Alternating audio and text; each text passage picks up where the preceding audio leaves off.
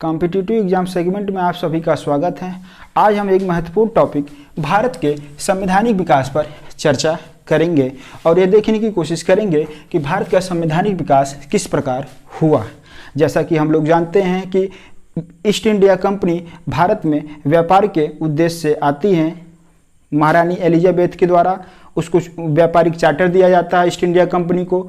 विश्व के जो पूर्वी देश हैं, जावा, इंडोनेशिया, मलेशिया, सुमात्रा, जो मलय प्रायद्वीप है, व्यापार करते हैं। इसी क्रम में वो भारतीय उपमहाद्वीप में प्रवेश करते हैं हुए और यहाँ की तात्कालिक परिस्थितियों का लाभ उठाकर वह एक शक्तिशाली शक्ति के रूप में स्थापित हो जाते हैं।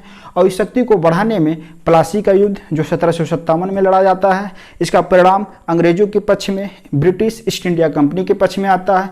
और उसके बाद कालांतर में देखते हैं बक्सर का युद्ध जो 1764 में लड़ा जाता है, इसका भी परिणाम ब्रिटिश ईस्ट इंडिया कंपनी के पक्ष में आता है। और इन दो युद्धों के परिणाम ने ईस्ट इंडिया कंपनी को भारतीय महाद्वीप में एक शक्तिशाली शक्ति के रूप में स्थापित हो जाती है। फिर कालांतर में ब्रिटिश पार्लियामेंट के द्वारा ब्रिटिश ईस्ट इंडिया कंपनी के व्यापारिक, प्रशासनिक और सैन्य गतिविधियों पर नियंत्रण स्थापित करने के लिए समय समय पर विभिन्न एक्ट, चार्टर और अधिनियम लाती हैं जो भारत के संवैधानिक विकास का आधार बनता है। यहाँ पर गौर करने वाली बात यह है कि अब 1773 में ब्रिटिश पार्लियामेंट के द्वारा कंपनी के शासन को नियंत्रित करने का प्रयास किया जा रहा है। अब यहाँ गौर करने वाली बात यह है कि ब्रिटिश पार्लियामेंट के द्वारा 1773 में एक्ट लाया जाता है। इसका तात्पर्य यही है कि अब ब्रिटिश पार्लियामेंट, ब्रिटिश साम्राज्य जो है, ब्रिटिश साम्राज्यवाद और ब्रिटिश औपनिवेशिक हित में ईस्ट इंडिया कंपनी के शासन को अनुकूलित बनाना चाहती हैं, जिससे कि ब्रिटिश साम्राज्यवाद अपने उत्कर्ष की ओर बढ़ सके। इसी क्रम में हम 1773 के रेगुलेटिंग एक्ट को देखते हैं जो ब्रिटिश पार्लियामेंट के द्वारा 1773 में पारित की जाती है और कालांतर में भारत के संवैधानिक विकास का आधार बनता है। आज हम इस वीडियो में 1784 के पिट्स इंडिया एक्ट को, 1786 के चार्टर एक्ट को और 1793 के चार्टर एक्ट के जो महत्वपूर्ण पहलू हैं उस पर हम चर्चा करेंगे बिंदुवार। चलिए हम आज 1773 के रेगुलेटिंग एक्ट के मुख्य जो पॉइंट हैं उस पर आते हैं। चलिए, बंगाल के गवर्नर को अब गवर्नर जनरल कहा जाने लगा। बंगाल के गवर्नर को अब क्या कहा जाने लगा? गवर्नर जनरल कहा जाने लगा। इस प्रकार वारेन हेस्टिंग जो हैं बंगाल के पहले गवर्नर जनरल बनते हैं। वारेन हेस्टिंग जो हैं पहले गवर्नर जनरल बनते हैं। अब गवर्नर जनरल के सहयोग के लिए एक कार्यकारी परिषद बनाई जाती है। एक कार्यकारी परिषद बनाई जाती है। इनमें सदस्यों की संख्या कितनी रखी जाती है? 4 रखी जाती है। ठीक है। निर्णय जो लिया जाएगा यहाँ पर, कार्यकारी परिषद का काम क्या है? गवर्नर जनरल के माध्यम से विधि बनाना, कानून बनाना और उसको लागू करना और अन्य जो आवश्यकता के अनुसार गतिविधियों को संचालित करेंगे। और यहाँ पर जो भी निर्णय होगा वह बहुमत से लिया जाएगा। जो भी बहुमत से लिया जाएगा, आपस में संयुक्त विचार विमर्श के माध्यम से बहुमत से निर्णय लिया जाएगा। कार्यकारी परिषद के 4 सदस्य और 1 सदस्य वारेन हेस्टिंग गवर्नर जनरल जो है, तो 5 सदस्यीय टीम जो है विधि को बनाएंगी। लागू करने पे संयुक्त विचार के माध्यम से निर्णय लिया जाएगा। और बहुमत का तात्पर्य यहाँ से 3-2 से पारित हो सकता है या 4-1 से पारित हो सकता है। तो इस प्रकार जो है बहुमत से का हमेशा यहाँ पर ध्यान रखा जाएगा। इसका तात्पर्य हो गया कि गवर्नर जनरल जो है कार्यकारी परिषद के विरुद्ध कोई कार्य नहीं कर सकती है, मतलब सहमति आवश्यक है। तभी गवर्नर जनरल और कार्यकारी परिषद दोनों में समन्वय होना अति आवश्यक है। चलिए, अब गवर्नर जनरल को बंगाल का गवर्नर जनरल बना दिया गया। वारेन हेस्टिंग इसके गवर्नर जनरल बन जाते हैं। अब साथ ही साथ जो अंग्रेजी क्षेत्र हैं, अंग्रेजी क्षेत्र मतलब जो कंपनी के द्वारा अर्जित किए हुए क्षेत्र है, जैसे मद्रास प्रेसिडेंसी जो है और जो बॉम्बे प्रेसिडेंसी है और जो अन्य प्रेसिडेंसी हैं, ठीक है, और जो अन्य प्रेसिडेंसी हैं, ठीक है, इनके गवर्नर को, यहाँ पर गवर्नर तो रहेंगे, यहाँ पर सब जगह गवर्नर बने रहेंगे, ठीक है, विधि बनाएंगे अपना, लेकिन अब बंगाल के गवर्नर को मद्रास, बॉम्बे और अन्य प्रेसिडेंसियों के गवर्नर जनरल बना दिया जाता है। मतलब कहने का तात्पर्य है बंगाल के साथ साथ अब मद्रास, बॉम्बे और अन्य प्रेसिडेंसियों के गवर्नर जनरल वारेन हेस्टिंग और उसके बाद जो भी बंगाल के गवर्नर जनरल आएंगे वो कहलाते हैं। ठीक है, और यहाँ पर व्यक्तिगत तौर पे मद्रास, बॉम्बे और अन्य प्रेसिडेंसियों के गवर्नर बने रहेंगे और वहाँ पर अपने विधियों को लागू करेंगे, बनाएंगे। चलिए हम अब आते हैं कोर्ट्स ऑफ डायरेक्टर पे। कोर्ट्स ऑफ डायरेक्टर के सदस्यों की संख्या कितनी कर दी गई? 24 कर दी गई। इनका कार्यकाल कितना निर्धारित किया गया? 4 वर्ष। इनका जो कार्यकाल है वह 4 वर्ष निर्धारित किया गया। चलिए, कोर्ट्स ऑफ डायरेक्टर का क्या कार्य है? व्यापारिक गतिविधियां जो है, निवेश करना है कंपनी में, ये सब चीज़ों पे फोकस करती हैं और बाह्य रूप से गवर्नर जनरल को भी तात्कालिक सैन्य अन्य सहयोग प्रदान किया जाता है कोर्ट ऑफ डायरेक्टर के माध्यम से। चलिए, सर्वोच्च न्यायालय कलकत्ता में एक जो है सर्वोच्च न्यायालय की स्थापना की जाती है। कलकत्ता में एक सर्वोच्च न्यायालय की स्थापना की जाती है। यहाँ पर जो न्याय है वह ब्रिटिश कानूनों के माध्यम से दिया जाता है। ठीक है, न्याय जो है यहाँ पर ब्रिटिश जो कानून है जो उसी के माध्यम से यहाँ पर न्याय दिया जाएगा। ठीक है, जो यहाँ पर यूरोपियन लोग हैं और जो ब्रिटेन के लोग हैं, जो इंग्लैंड यहाँ कंपनी की जो कर्मचारी अधिकारी हैं, यहाँ पर जो है उन लोगों की जो सुनवाई ब्रिटिश कानूनों के माध्यम से की जाती है। फिर लंदन में अंतिम अपील प्रिवी काउंसिल में किया जा सकता है। ठीक है, चलिए एक पॉइंट और यहाँ पर रह जाता है, कंपनियों की जो निजी व्यापार है, जो कंपनियों की निजी व्यापार, इसका मतलब जो कर्मचारी हैं, कर्मचारी जो हैं कंपनी के जो निजी व्यापार करते हैं, ठीक है, कंपनी के अलावा, तो इनके निजी व्यापार को क्या कर दिया जाता है? कर्मचारियों की निजी व्यापार को क्या कर दिया गया? प्रतिबंधित कर दिया गया, प्रतिबंध लगा दिया गया। साथ ही साथ अब जो कर्मचारी हैं या कंपनी के जो अधिकारी हैं वह किसी देसी रियासत हो गए, कोई राजा हो गए, कोई महाराजा, किसी शासक से कोई उपहार नहीं ले सकते हैं और ना उपहार दे सकते हैं। तो उपहार की जो पद्धति है उसको बंद कर दिया जाता है, समाप्त कर दिया जाता है। ठीक है, और कर्मचारियों के निजी व्यापार को प्रतिबंधित कर दिया जाता है। तो इस प्रकार हम लोग देखते हैं 1773 के रेगुलेटिंग एक्ट में बंगाल के गवर्नर को अब गवर्नर जनरल कहा जाने लगा और इनके सहयोग के लिए एक 4 सदस्यीय कार्यकारी परिषद बनाई जाती है। निर्णय हमेशा बहुमत से लिया जाएगा और जो अंग्रेजी क्षेत्र है, जो कंपनी के द्वारा अधिकृत क्षेत्र है, जैसे मद्रास प्रेसिडेंसी, बॉम्बे प्रेसिडेंसी और अन्य प्रेसिडेंसी के गवर्नर को वहां पर बने रहने दिया जाता है और सभी क्षेत्रों को जो है गवर्नर जनरल, बंगाल को जो गवर्नर जनरल है सभी क्षेत्रों का गवर्नर जनरल कहा जाने लगता है। चलिए, कोर्ट्स ऑफ डायरेक्टर के सदस्यों की संख्या 24 है।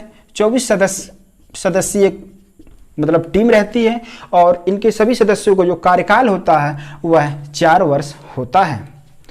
ठीक, उसके बाद सर्वोच्च न्यायालय में एक कलकत्ता में एक सर्वोच्च न्यायालय की स्थापना की जाती है और यहाँ पर न्याय जो है ब्रिटिश कानूनों के माध्यम से दिया जाता है और यहाँ के प्रथम मुख्य न्यायाधीश जो है वह हमारे एलिजा इम्पे बनते हैं। एलिजा इम्पे बनते हैं। ठीक है, ये चीज़ें आपको याद रहनी चाहिए। कर्मचारियों की निजी व्यापार को प्रतिबंधित कर दिया गया है। तो प्रीलिम्स में जो है अक्सर क्वेश्चन पूछ लिए जाते हैं कि बंगाल का गवर्नर जनरल पहला कौन है, तो लोग कंफ्यूज हो जाते हैं। रॉबर्ट्स क्लाइव को लगाने लगता है बर्लास्ट कर्टियर जो उससे पहले के गवर्नर है। लेकिन आपको यह चीज़ ध्यान रखना पड़ेगा कि पहली बार ब्रिटिश पार्लियामेंट के द्वारा 1773 का एक्ट लाया जाता है, उसके माध्यम से बंगाल का पहला गवर्नर जनरल वारेन हेस्टिंग बनते हैं। ठीक है, यहाँ पर सर्वोच्च न्यायालय की स्थापना पहली बार कहाँ की गई थी, यह भी क्वेश्चन आ जाता है, तो आपको कलकत्ता याद रहना चाहिए। इसके प्रथम मुख्य न्यायाधीश कौन है, वह एलिजा इम्पे हैं। ठीक है, चलिए अब हम लोग आते हैं 1784 के पिट्स इंडिया एक्ट पर।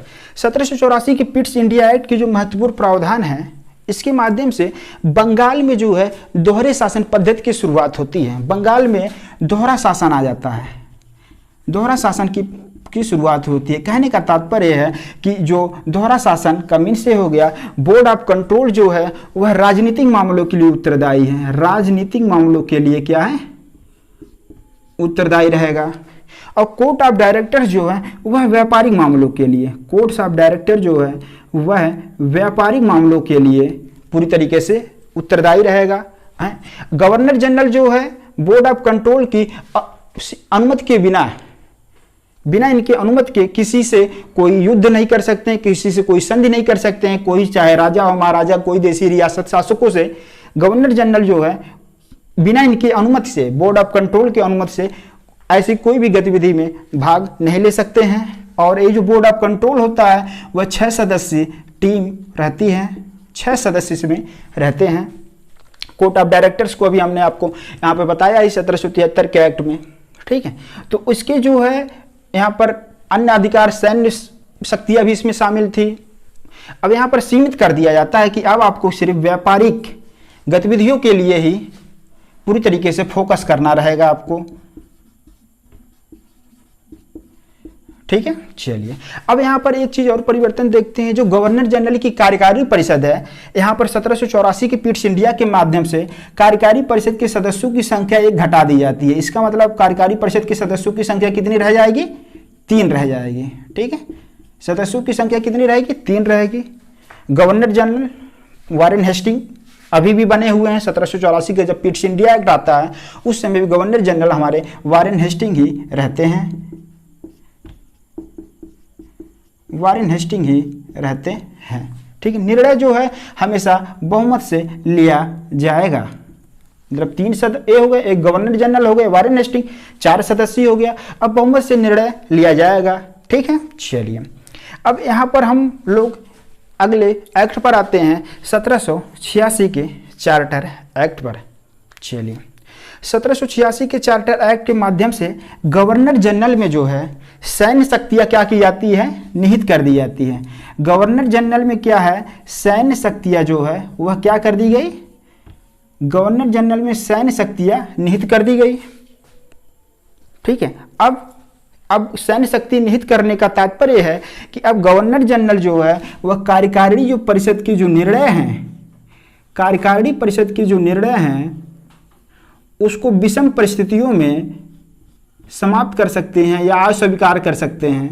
कार्यकारी परिषद के द्वारा अगर कोई निर्णय लिया गया है बहुमत से तो उसको अब क्या कर दिया जाएगा? समाप्त कर सकते हैं। विशेष परिस्थितियों में उस निर्णय को क्या कर सकते हैं? विशेष परिस्थिति में उस निर्णय को क्या कर सकते हैं? विशेष परिस्थिति में उस निर्णय को क्या कर सकते हैं? समाप्त कर सकते हैं, ठीक है। जो निर्णय लिया जाएगा उसको वह समाप्त करने की शक्ति इनको मिल जाती है। अब गवर्नर जनरल में सैन्य शक्ति निहित कर दी गई। इसका परिणाम क्या निकला कि अब वह कार्यकारी परिषद के कोई निर्णय अगर है तो उसको विशेष परिस्थितियों में क्या कर सकते हैं? समाप्त कर सकते हैं, ठीक है। चलिए तो इस प्रकार देखते हैं 1786 का चार्टर एक्ट आता है। इस समय गवर्नर जनरल कौन रहते हैं? बंगाल के वह रहते हैं कॉर्नवालिस।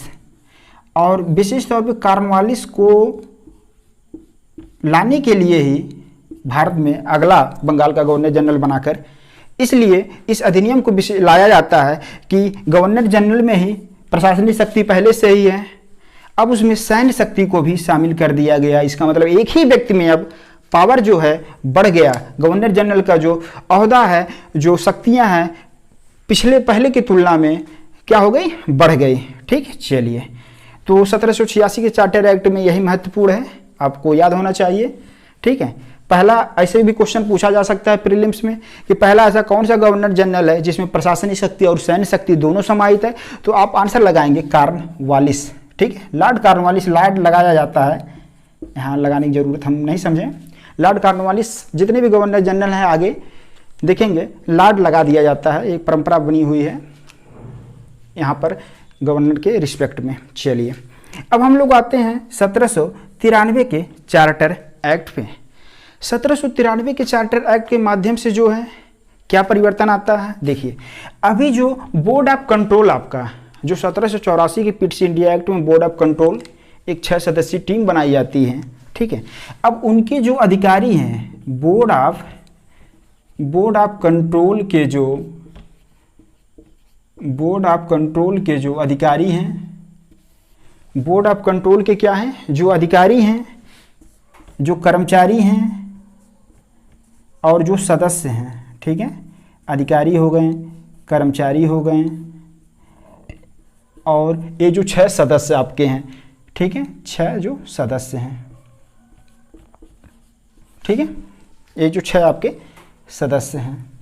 तो बोर्ड ऑफ कंट्रोल के जो अधिकारीगण हैं और जो कर्मचारी हैं और जो 6 सदस्य हैं जो इनको सहयोग प्रदान करते हैं, इनका जो कार्यालय रहता है बोर्ड ऑफ कंट्रोल का, वो लंदन में रहता है। ठीक है, और आपको वहाँ ये बताया ये राजनीतिक मामलों के लिए पूरी तरीके से उत्तरदायी है कि जो कंपनी है, कंपनी की जो शासन है वो किस क्षेत्र में युद्ध करेंगे, किस क्षेत्र को शामिल करेंगे, पूरी तरीके से किस शासक के साथ कैसा संधि रखना है, बात व्यवहार कैसा रखना है। ठीक है, पूरी तरीके से इन्हीं के द्वारा तय किया जाता था।